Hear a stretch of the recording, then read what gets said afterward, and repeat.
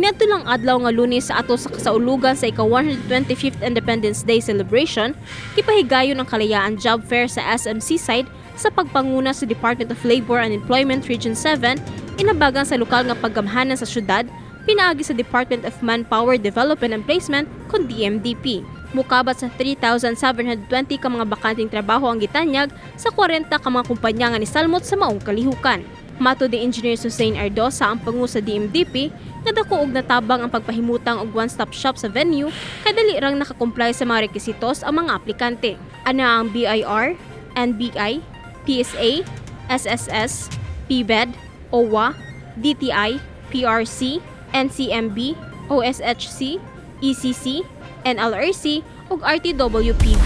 Pagpahigayon sa job fair aron mahatagan natong kahigayunan ang atong mga kaigsuonan nga nagsige pa pangita og trabaho, especially nga nag-start na og ka-recover ang ato ang economy. So kanang ang ato sa mga kompanya daghan sad kayo panginahanglan kay nag-open na sad sa mga negosyo. Ipangunahan mismo ni Mayor Michael Drama ang maong kalihukan. Sa iyang mensahe, siya mihatag og gibugaton sa kagawasan nga nasinati sa nasod kapino sa kagatus ka tuig na ang milabay. Pagkanindot ning adlaw kagawasan. 5 anyos pa ko, hantod ni sa ko. Kining kagawasan, civic parade, mga kalihukan, it's in my heart. Why?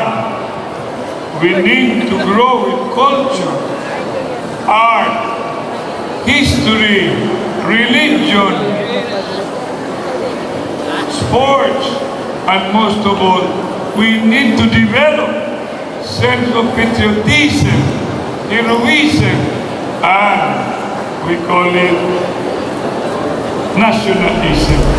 Ang pagpangita og bakanting trabaho gidala sa DMDP sa mga barangay sakop sa syudad sa Subo, diin gitawag kini og barangay job fair nga gihimo nila matag semana. Nagpahigayon tag nagkalain-lain nga job fair bisan sa barangay kay para ang atong mga constituents matagaan or makapangita sa trabaho unya natay barangay job fair nga ato yung gidala sa tugkaran sa atong mga Cebuanos ang opportunities para di na sila moadtog layo kita ang nipaduol.